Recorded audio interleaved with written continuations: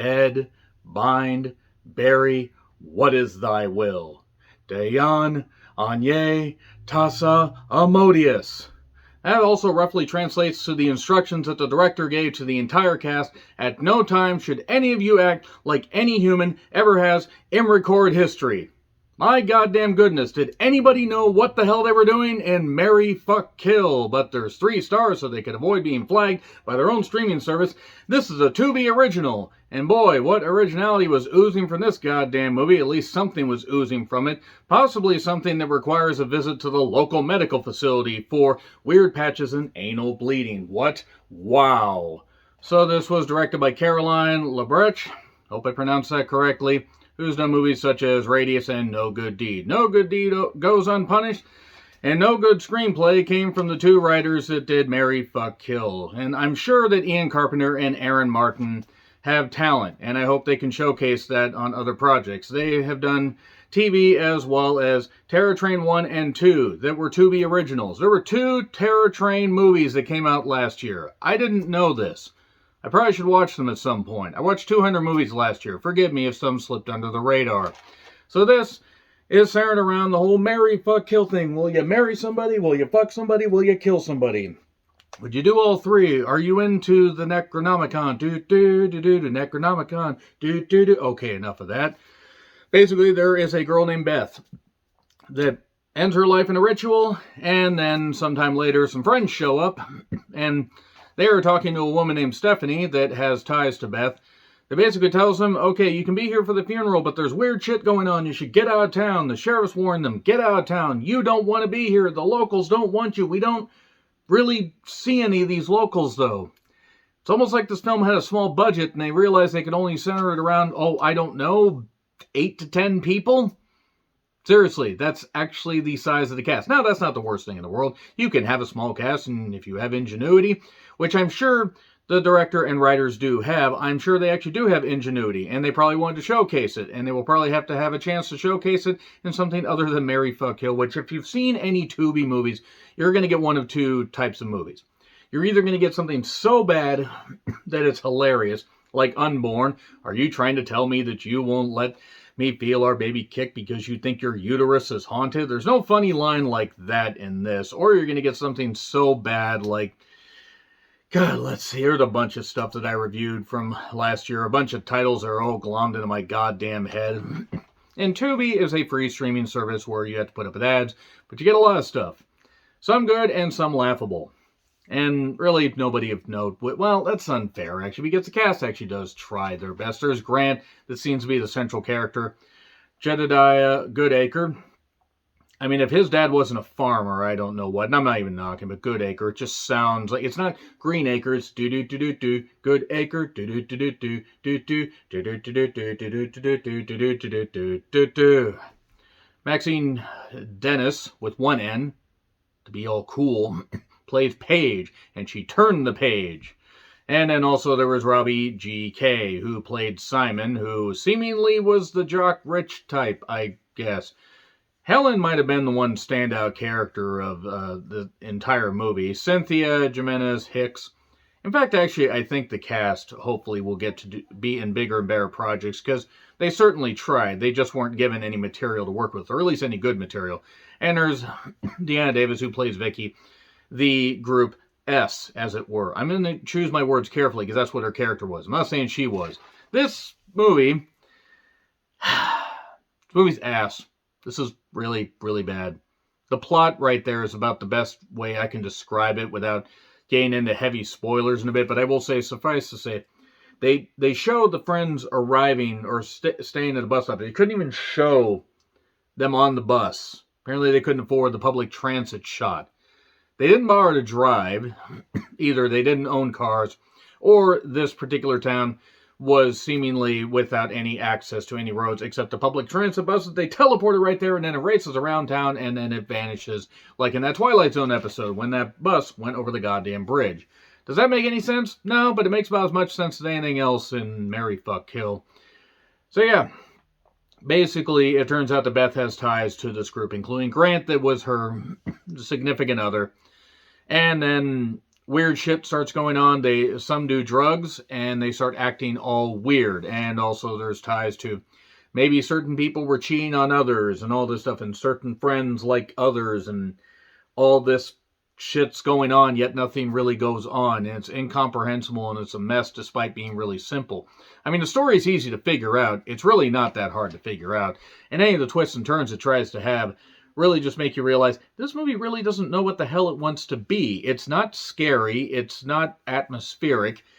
The nighttime scenes are just to hide the fact that they're shooting in one location or around one location, which, again, that's fine. You can do that if you are actually given any, ability to just have some good atmosphere and some decent tension. And there's nothing in this. Everything is finely sanded down to the point it's just lacking in any nuance. There is nothing good about this. There is nothing even halfway campy about this. The off-screen violence makes me laugh. It's like they couldn't even afford to see people getting killed. And this isn't even the fault of the director or the writers. Don't worry, I'll get to the writing soon. But I haven't dumped on it anyway. But they just show blood splattering on a tree stump at one point, or on a bedroom floor. And then it's like this movie is playing it safe. Now, maybe this movie was made for TV. I don't really know what the hell the deal was. And I'm not saying that you need to show gratuitous violence, like in a few movies that I've seen this year, but good God, you could at least try to make it look not shit, and they didn't make it look not shit. So yeah, Grant starts to think he's seen things. They find weird shit in the house after Beth has bequeathed them the house, and yes, I am going to continue to say bequeathed because I'm a mature individual. They get the house, and obviously there's a reason for that. The reason for this is because we need some reason to keep all these people there, because we don't have the ability, except to shoot one scene in a church, to shoot it anywhere else. Big old church, too. What a big old church. And that funeral had a lousy turnout. Okay, I'm just going to get into spoilers. It's on Tubi if you want to check it out, but the actors try, but the acting's terrible. The writing is absolute dog shit. This is some of the most finely sanded out, bland, cliched horror bullshit that you'll see. And anybody that has any talent isn't allowed to show it, because it just ends up being just bland and boring. That's what it ends up being. And any of the people that end up dying, you don't really goddamn care. Characters will just have the weirdest motivations, and then they'll just, forget about that, and they'll just go over here. People make stupid decisions like crazy. And just to advance the meager plot as it is. Anyway, 3, 2, 1, woo! Spoilers. Okay.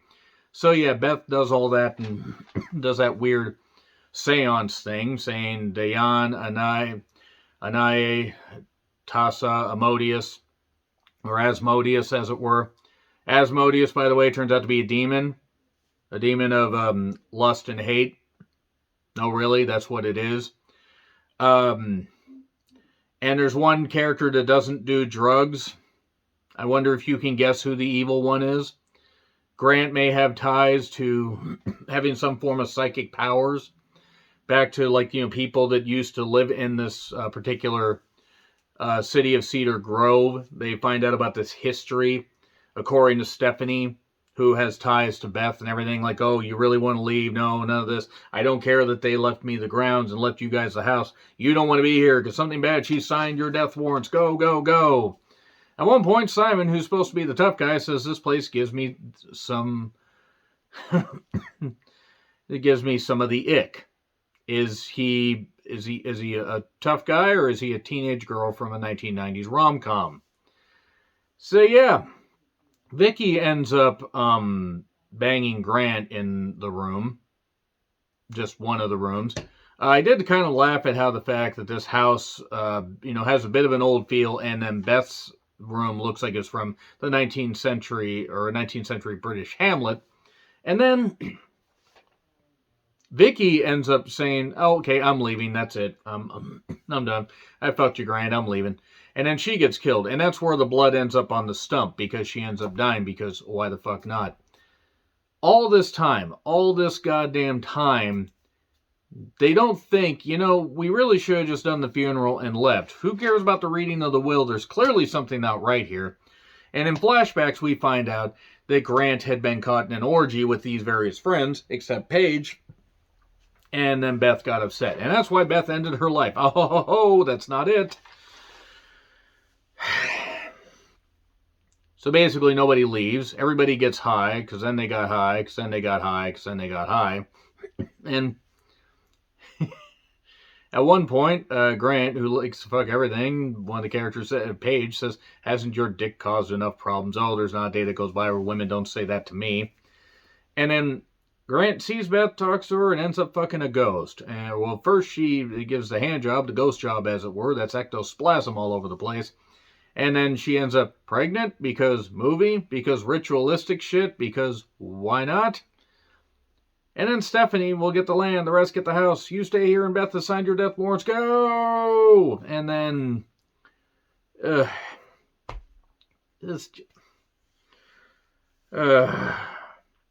they find this ancient book, or this book of history, on this family. The Greff house that they're staying in. That has this old-timey gate. Despite the fact it's seemingly in like a normal town, but nevertheless, Grant ends up seeing a picture that looks just like him. He's all freaked out.